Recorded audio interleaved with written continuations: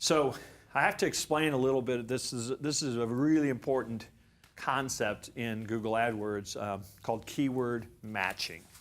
Okay, and this actually applies to search. A lot of people don't realize this as well.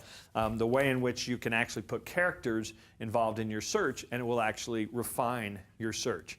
So there are three kinds of keyword matching. Okay, and what you're doing is when you're bidding on phrases to try to win, for your ads, you actually have to tell Google, how expansive you want to be in a search. So, for example, there's exact matching, phrase matching, and what they call broad matching. Again, the default is broad matching. So if you just buy an ad, it is typically going to mean, so let me go through the three so I can explain then what I suggest you do, okay?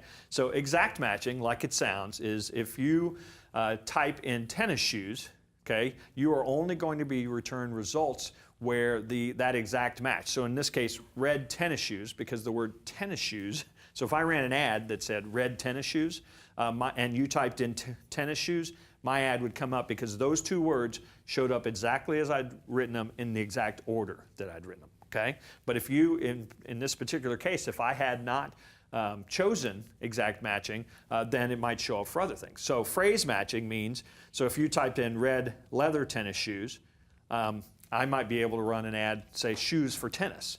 So the phrase tennis and shoes was in there, so my ads would show up, okay? But they're not in the exact order that I'd put them in. And then broad matching is as it sounds. Google almost makes a determination if they think that's related to what you're searching for. So red tennis shoes, red leather tennis shoes, shoes for tennis, all of those would turn up your ad, right? So you have the ability when you buy ads to actually kind of crank that down. You can say, I only want my ads to show up in exact match, or in phrase match, or in broad match. The other element that you have is the ability to designate what are called negative keywords. So again, in my example, if I'm selling tennis shoes, I probably don't want to show my ad to somebody who types in free tennis shoes.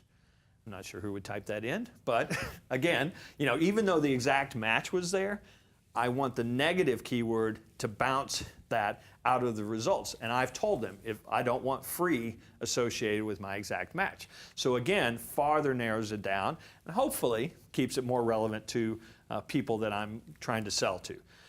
There is obviously exact match is the most relevant, but it's also the least traffic, right? Because there are some cases where, say, a phrase match might actually be somebody that was looking for what you're doing, or even a broad match might actually be somebody who was looking for what you're selling. So you're limiting the traffic, but you are definitely increasing the relevance. And so I typically like people to start there in exact matching because I think that they can actually conserve their budget far more by doing so.